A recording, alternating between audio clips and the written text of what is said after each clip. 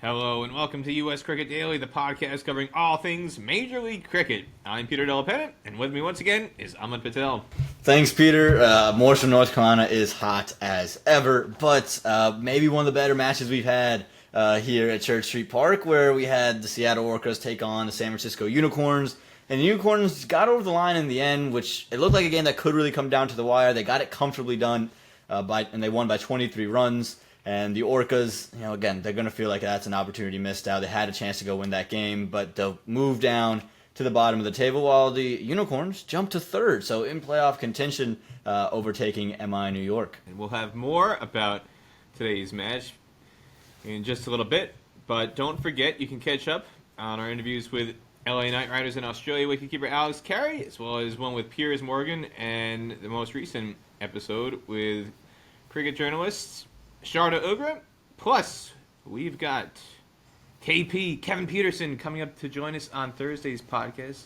So don't miss out on that, because U.S. Cricket has so many fantastic guests, and all those guests are made possible by our association with Clyde Hill Publishing and his book imprints, Clyde Hill and Pulley Press, which are dedicated to founders, innovators, thinkers, and tinkerers everywhere. Pre-order our book on the rise of Major League Cricket in America at ClydeHillPublishing.com. And you can also follow us at US Cricket Daily on Instagram, X, and TikTok. And you can also watch our episodes on YouTube. Just search US Cricket Daily. Also, don't forget to hit subscribe, follow us, and rate us on Apple and Spotify. And if you want to get in touch with us, drop us an email at hello@uscricketdaily.com. And please take note that this episode may contain some Peter singing. I've heard that some PDP singing is on its way, so I'm really excited about this episode, guys. I thought I sounded okay live, and then I heard the playback through our producer James, and it was me trying to do my impression of a male version of Martina McBride and a lyric from her song Independence Day, because we were talking about Washington freedom during the interview with Sharda Ugra, and there's the lyric in the song Independence Day by Martina McBride, "Let freedom ring," and I heard it playback and I thought, God, I sound awful. This is not going to be my American Idol audition by any stretch of the imagination. Hey, Peter, I'd give you the golden ticket to Hollywood just off that one line alone, so don't worry. I'm sending you to Hollywood. I don't know what the other judges are doing, but they got the master golden ticket now, or the extra special golden ticket. That's you. You're headed straight through. Well, I appreciate that very much. I mean, at least somebody has faith in my music abilities. If I don't, and I doubt too many other people will, you're a very, very positive person, I might have to say. So we'll get to more of Martina McBride and country music on another segment, perhaps. But for now, let's take a look at today's game. As Aaman said, San Francisco Unicorns winning by 23 runs. Liam Plunkett named player of the match for his spell of 3 for 26 to ward off the Orcas, who were chasing a target of 166 and fell short by finishing on 142 for 6 in the end. Something that has stood out to me through this stage of Major League Cricket, Aaman, and I'm not sure what your thoughts are on this, but it seems like if the opening partnership doesn't basically bat for half the innings, everything falls apart. We've seen some brilliant opening combinations throughout this tournament, and yet the middle order for some teams not quite as robust if the top order fails. If the runs aren't coming from the top three, you never know what you're going to get. This is like a Forrest Gump box of chocolates version of cricket, Aaman, and we saw a bit more of that tonight. Top order for the Unicorns: Finn Allen, Jake Fraser-McGurk combine with 34 from Finn Allen, 11 from Jake Fraser-McGurk. He fell in the third over. But then you have Matthew Short and Finn Allen combining for a 75-run partnership for the second wicket to take them to the ninth over. And they're 95 for 2 at that stage after 9 when it was Finn Allen who fell for the second wicket. But Corey Anderson, another failure. Josh Inglis out cheaply for 8. And then you look at the second innings as well. Ryan Rickleton and Shehan Jayasuriya look like they're going to take the Orcas to a very simple victory. And then once the opening partnership was disrupted, it was chaos, Aaman. What did you observe from the ground? Yeah, you mentioned, I almost kind of forgot about this, but there were a couple of security officers who were at the ground by the media tent where I was, and they were kind of asking me about the game. And they asked me, the classic, who's winning, who's ahead. And at that stage, it was Ryan Rickleton, it was Shanjai Saria batting, and I said to him, there's no real winning like in baseball or in basketball or in the NFL where you can kind of tangibly see this team's ahead of this team, right? A score of 21-14 or 3-2, but you kind of just base it off projections. And I was like, the way it's looking right now, it's another 90-odd runs off 70 balls with 10 wickets in hand. That mean you're projecting that the Seattle Orcas would cruise on over. They would be in the lead at this point. If you would have to say someone's in the lead. And, man, genuinely, that game just kind of took a turn right as soon as we saw the wicket fall of Ryan Rickleton. And then Shan, I think that was a big one for me. Ryan brought them back into the game, the Unicorns. But the Shan wicket where he tried to kind of do the little ramp pull that he does so well. He tried to do Pat Cummins, and Kareem Agor gets into the field and takes the catch. That just turned the game completely on its head, and then you're saying, man, I know Einrich Klaasen's out there, but it's Aaron Jones and Harmeet Singh and Ahmad Azam got to do a lot of heavy lifting now once for this game to get going. So this was just kind of a game that everyone had kind of given it to the Orcas, and as soon as those 2 wickets fell, it was a whole nother ball game, Peter. I want to look at team composition for the Unicorns. They bring in Carmi LaRue. And Carmi was a major contributor for them last year. He started the season on the bench. Brody Couch sits out today. And Carmi LaRue didn't make it through the game. Only bowls 10 deliveries before having to come off. What do you think that may do in terms of impacting the Unicorns' balance going forward? Yeah, first off, just happy to say that he is all right. He got up relatively quickly, got off the field, and has some tape around his ear. But he seems to be okay. He got his hands up in time to get to stop the ball from really making maybe a worse impact on him. Unlucky for him because he's such a great cricketer and a great person that he faces another injury, kind of what's kept him out of the side.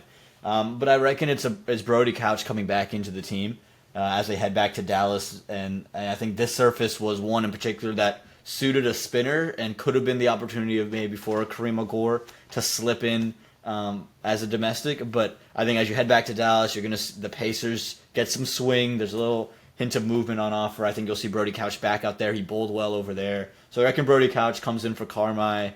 They love Carmi LaRue. Carmi is a great option from the left, a different flavor of bowler. But, I think the big question, honestly, will be in their international combination because Pat Cummins comes in, Haris Rauf again, a little bit of expensive today. Today was probably his best day in terms of economy, but it's been expensive a little bit throughout the tournament. Kind of reeled it back after that third over that went for some runs. But does an Abrar Ahmed come in for Haris Rauf, or do they play with both Rauf and Cummins as kind of the 1-2 punch now that Carmi is gone?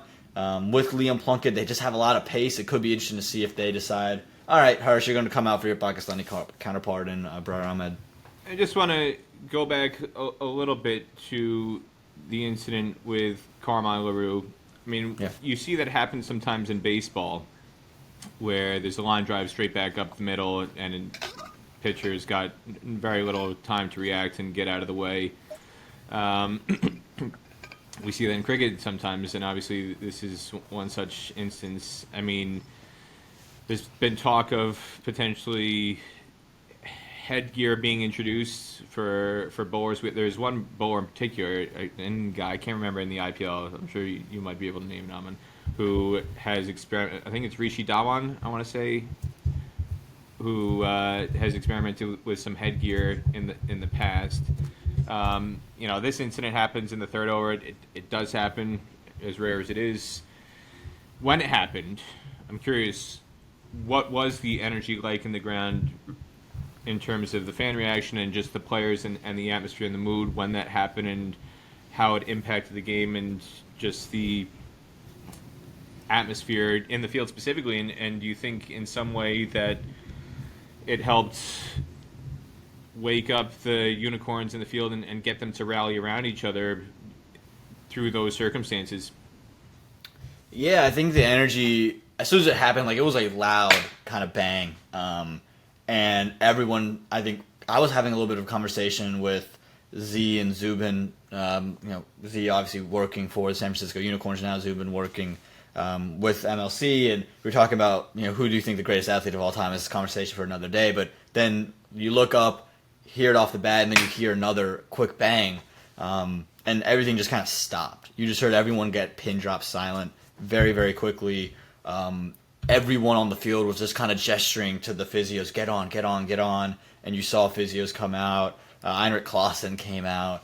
And everyone was just kind of really nervous. And there, Zubin immediately got up from next to us and ran over, to see what he can do, how he can help.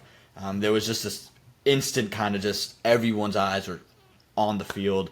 And, I think luckily Carmi got up so quickly. It was like you expected him to be down for a little bit longer. You kind of see him bounce up almost, and you just heard the applause were just the loudest I think I heard all day. Bigger than any six, bigger than any wicket. Everyone was just really just showing love, and you can see it from everyone inside the ground. I think just there's a little bit of a relief factor about that that you had. Just okay, he's good. He might be hurt, but he's all right. And so it was good to see that. I wouldn't say it was maybe a rallying point. I would say more it was just okay, what's next, right? And I think that's something that the Unicorns have that maybe not a lot of teams do, is that experience, not only from their internationals, but from their domestics, from their captain, like Corey Anderson, been all around the world and played cricket. And so you could see him kind of just get the team to that next point. All right, Carmi's out. We're going to hope he's okay, but what do we do next? And Corey took it upon himself to bowl, hadn't bowled in this tournament, and this really was a perfect surface for him to get his feet wet, his hands dirty with the ball in hand. A surface that grips perfect for those slower balls, and he bowled beautifully in 3.2 overs he did. So I think what Corey Anderson brought to the team and what probably a lot of the professionals did was, all right, let's keep moving forward. Yes, Carmi is out. This sucks, but glad he's okay. But let's just keep moving on the next thing. We'll make sure Carmi is good later. And one of those other senior players who's filling the void, Pat Cummins making his season debut today. 1 for 35, not exactly glamorous figures, but you mentioned he got the big wicket of Shehan Jayasuriya out for 54, and that had a significant impact on the game. What was your overall impression of Cummins, not just with the ball, but also, you could argue, 6 runs at the tail end of the innings looks quite significant now in the final margin, the way the match unfolded? Yeah, I mean, I think the crowd reception for Pat Cummins was just truly terrific. I don't know if there's many bigger stars in world cricket than Pat Cummins at the moment, and the crowd just loved him. As they loved hearing him, they loved seeing him, they loved hearing people just talk about him. Like, he didn't have to be anywhere around. The MC, the in-venue host, he's the same guy who does the local minor league baseball team, Durham Bulls, and he does the hockey team, the Carolina Hurricanes in town. He's the same guy who does the in-venue stuff for them. And they were doing like key players to watch, and they did the 1 Unicorns to start with Matthew Short, go to 2 Orcas and Clausen and Harmeet Singh, and then he goes, you guys might have noticed I only said 1 Unicorn at the start because the second one is finally making his debut, and just let it rip. 1, it's Pat Cummins, and like it was just beautiful, and the whole crowd just lit up with that. I'm sure that'll be on a social post somewhere, but the crowd was just reacting to him. His first ball got hit for 6, so kind of a measly welcome to Major League Cricket. But I got a chance to talk to Shane Watson today, and I said, "What do you like about Pat Cummins?" He said, "Everything." It's just he was just what I think a breath of fresh air, a breath of energy for that team. And yeah, you're gonna look at the figures, 1 for 35, but you mentioned the 1 wicket. I don't think there was a bigger wicket today. Shehan Jayasuriya was clearly the man for the Orcas who looked the best, and Cummins was just able to figure him out, take that wicket, and the reaction from him. And then afterwards, it was Kids Day at Church Street Park, so the kids get to come onto the field in a certain area, and the players would come up and sign autographs. Usually you can get some when you stand by the gate, but this was like specifically for kids. They got on the field, which was a cool thing. And Pat kind of walks in later after some of the guys had already signed, and you could see some kids maybe start to walk back to their parents, and as soon as they turn around and see Pat Cummins, Pat, they just started storming back, running, and he was gracious as ever, signed everybody and made sure that everyone got a signature. So the crowd was really cool to see Pat Cummins, and again, with the ball in hand, I don't think there was a bigger wicket today than that Shehan Jaisaria wicket. Well, just analyzing that from a different standpoint, you look at ESPN Cricket Info's win probability, which you can look at over by over after the game concludes, and just showing how dramatic the momentum shift was, and to revisit the point of who's winning in a cricket match. After 7 overs, or after 8 overs, Orcas were 74 for none, and their win probability was 94.5%. And you think about that, and then the first wicket falls, and even after the first wicket, Ryan Rickleton getting out, 9 overs, there's 77 for 1. Win probability still 88.85%. And then Quinton de Kock gets out. Win probability goes down to 72.41%, but there's still essentially 3-1 favorites. Then Shehan Jaisaria gets out, and it dips to 62%. So now you've gone from 3-1 favorites to barely 3-2, and things just kept on going further south from there until it was completely in favor of the Unicorns. But to me, that just underscores more than anything how important those wickets were, that Liam Plunkett getting the first breakthrough, Ryan Rickleton, first out of 3, I think as player of the match, 3 for 26, and then de Kock dismissed by Matthew Short, and then the biggest one of all, as you said, Shehan Jaisaria. It was after Jaisaria got out that win probability decisively shifted in favor of the Unicorns. Yeah, and again, this was a service that was made for a guy like Liam Plunkett to be successful.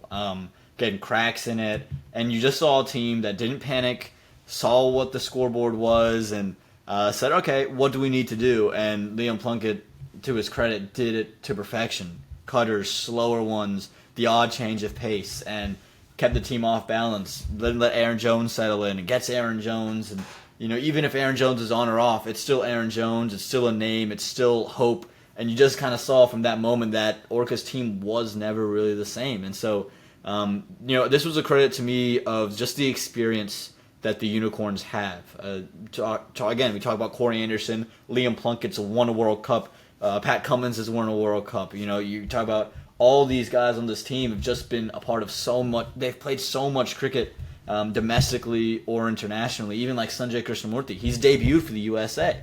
Hassan Khan's played in the PSL. There's so much experience that they just never got flustered. They hung in the game, and I think Shane Watson, their coach, is a big part of that also. When I was talking to him, it was right that kind of critical moment. Shehan just gets out, and we're setting up the interview. Shehan gets out, and I'm like, okay, maybe he'll be more willing to talk to us. But to his credit, he was just level-headed the whole time. Said, these are the kind of things we want to do. He said, we want to see more cutter ones, slower ones for my pace attack, and they executed to perfection. So again, this was an experience meeting execution and just taking this game away. You mentioned Sanjay Krishnamurti. I want to get to him in a minute, but again, going back to the first innings, match overall, I mentioned Matthew Short getting Quinton de Kock out as the second wicket in the chase, but in the first innings, Matthew Short, 56 off 32 balls, has that 75-run partnership with Finn Allen, 4 fours, 4 sixes.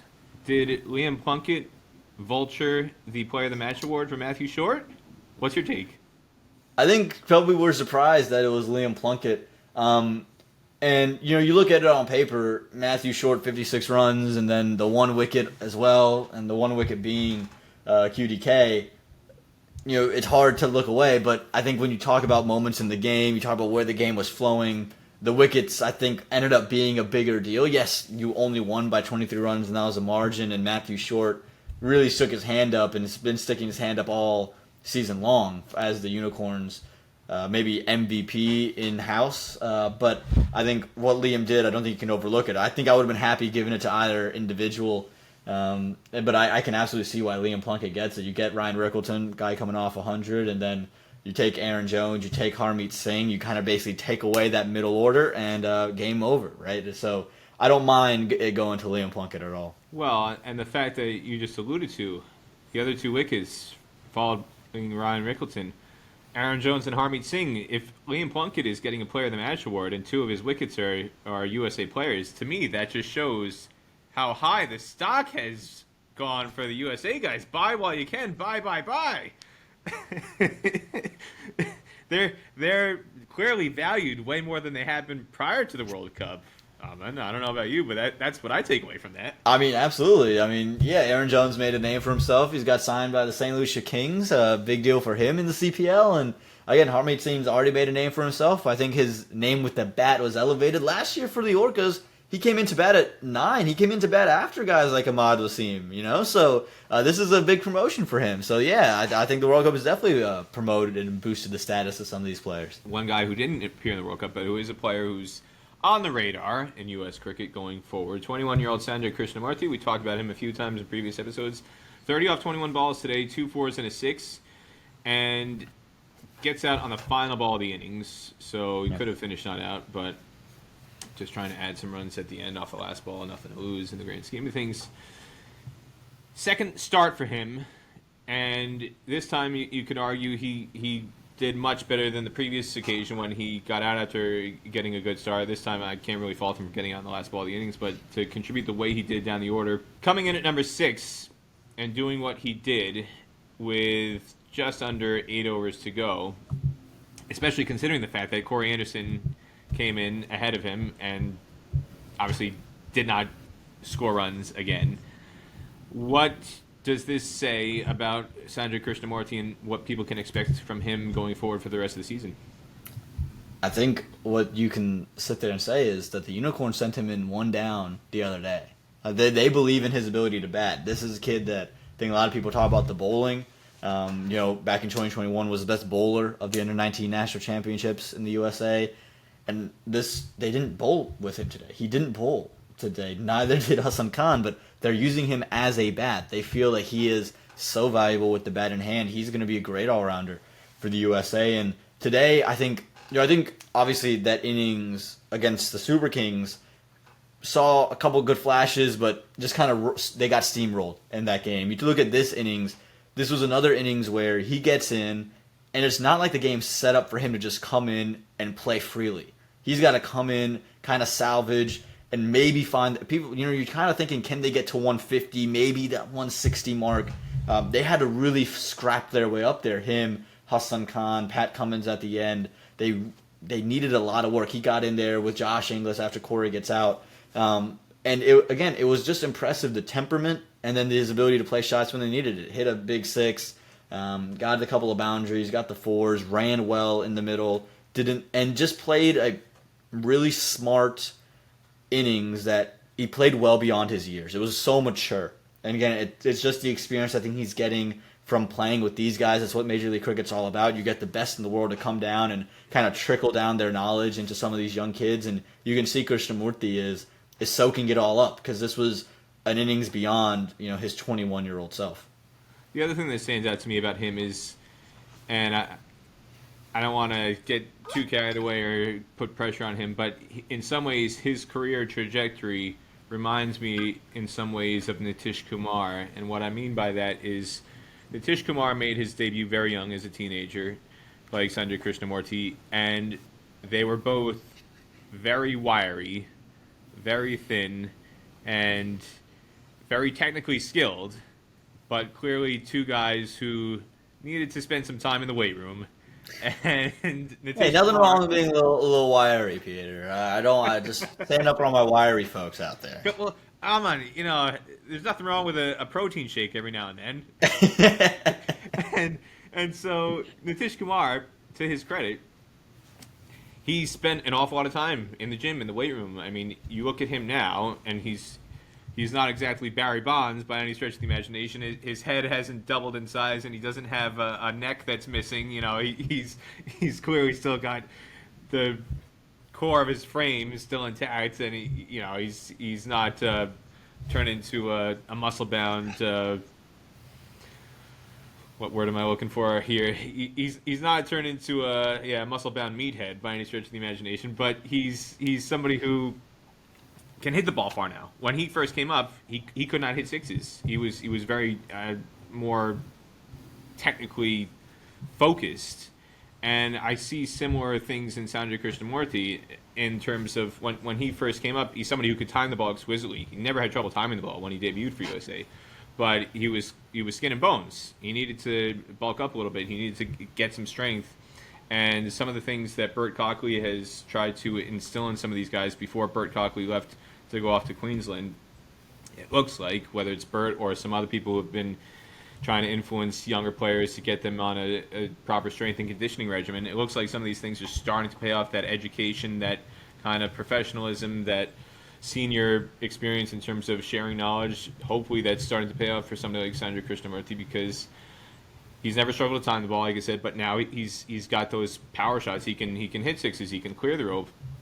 And the other things that remind me about Nitish Kumar and him, it's slightly different in terms of the fact that Nitish is a off spinner and Sanjay is a left arm spinner, but very skilled. I mean, I still think you said all-rounder. I fully agree with that. I believe his future at senior level, there's no reason why he can't be a 10-over bowler for USA in one-day cricket, or a 4-over bowler, a maximum quota bowler, whatever format he's playing. He bowls a very repeatable action. He's very accurate with his left-arm spin. And then the third string in the bow that both he and Nitish Kumar have is the fielding. I think Sanjay's a tremendous fielder. He's got great foot speed, which is, again, something that a lot of people don't take notice of or evaluate in the best way to judge the quality of a fielder. I think it's a tremendous attribute that needs to be highlighted more. Foot speed to the ball. He saves runs, whether he's on the boundary or in the ring, but oftentimes he's put on the boundary because he's somebody who can track the ball well on the ground. He's got a tremendous throwing arm, and he's generally, again, got a safe pair of hands. Why is he on the boundary? It's not only because he's got foot speed to the ball and a strong arm, but he can catch well too.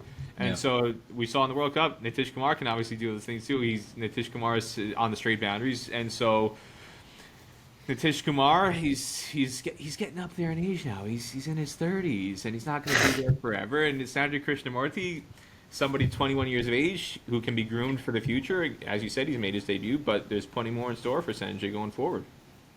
There's a lot of these young guys, Peter, that are just coming up through the ranks, and I look at him.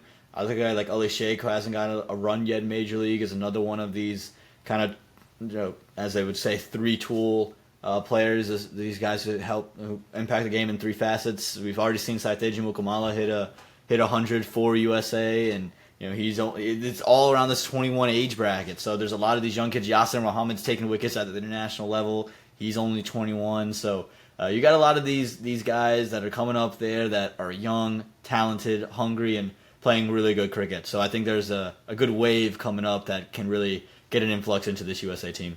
Now it's time for some questions from the US Cricket Daily audience. You can reach out to us at hello@uscricketdaily.com if you want to send us some feedback and ask us some questions, and we'll try and read them out on our next episode. We've got one from Jays. Jays or Jay-Z? Spelled Jayz. I'm going to go with Jays, who asks, when a team wins the toss, why do most teams choose to bowl first? Yeah, well, Jays or Jay-Z, wherever you go by, it's different for most leagues. Just kind of depends on the surface and the wicket, and just how the teams feel that wicket is going to change throughout the inning. So typically during night games in humid conditions, so whether that's India or maybe more so last season, saw a lot of teams wanting to bat second because it gets easier to bat. Once you get a little dew, the ball skids on, easier to hit through the line. So far this season, I think teams have been wanting to chase because there's a little bit, it's been wet here in North Carolina, obviously. There's been a lot of rain, as we've seen through some of these scorecards. So there's a little bit of stickiness in the surface, so it's harder to bat early. Gets easier to bat as the sun kind of bakes on it. And then over there in Dallas, there's a little green, so it means the ball is going to swing. So as you continue to play on it, that green goes away. Easier to bat through that second innings of the game. So, it doesn't always have to work out that way. We saw it changed this past game here at Church Street Park. Maybe a good toss to lose because there were some cracks forming in that wicket. It's been really hot, and a wicket that seems to grip and turn throughout. So just really depends on how the teams feel the pitch is going to hold up throughout the day. Mikey says, Peter, I heard you singing Let Freedom Ring. It's actually called Independence Day is the name of the song, but I'll let that slide. In an ode to the Washington Freedom during an interview with Sharda Ogro, what is your favorite go-to karaoke song? Well, Mikey, I have never been to a karaoke bar, but if I were, I'm a big Elvis guy. And my go-to Elvis favorite is I'll Remember You. Great live edition in Hawaii that he did many years ago, and amongst many great songs that Elvis has in his repertoire. But mine will be I'll Remember You. I'll remember you long after this endless summer has gone.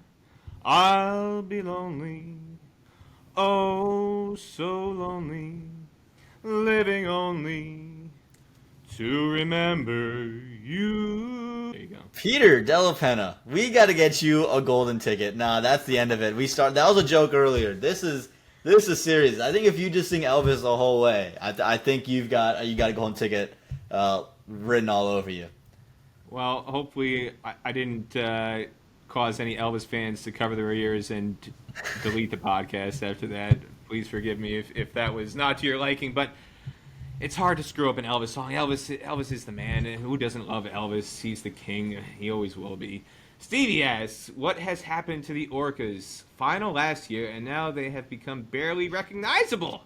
Can you explain? Man, it's a good question because I looked at this team as one that was going to be right back amongst it. I think Wayne Parnell, we haven't talked about it a lot, but him being out for the tournament because he had an illness early, I think it's been playing a bigger part than I think we all would have realized. I think that his leadership is something you can't oversee it, and then his ability with the ball. He just seemed to get timely wickets, can bowl really in any phase of the game. He was big, and I just don't think the domestics have quite switched on, and I don't think they've gotten the combination of domestics quite right. I think Shayan Jaisarua not playing most of these games is a big loss, and then they bring him in, and Shubham Ranjane, the reason he's out is because he got injured in Dallas, and he's the one that's been playing well, so they just haven't gotten the combinations quite right domestically, and then Quinn DeCock hasn't been a form. It just seems like there's a lot of guys who haven't been clicking, which is unfortunate because I really liked what this roster could have brought. Francesca chimes in to say, Peter and Aaman are magic together. I look forward to checking my Spotify every day for new episodes. Well, we love that you love us, Francesca. Thank you so much for sharing that with us. The magic, the jadoo of U.S. Cricket Daily. We hope more people are enjoying it as well. And again, you can do like Francesca, subscribe on Spotify and any other podcasting platform, Apple Podcasts. There's plenty of options out there for you to tune into U.S. Cricket Daily. And we hope you do because we've got some great guests lined up. James Coyne from the Cricketer magazine is going to come by tomorrow. We'll do an interview with him. Say the Cricketer magazine. He wears many hats. He was doing work at the World Cup for the BBC, and he's done plenty of other outlets as well. And he's the co-author of the book, Evita Burned Down... I'll do that one again. And he's the co-author. Let me get this out. I'll plug it properly.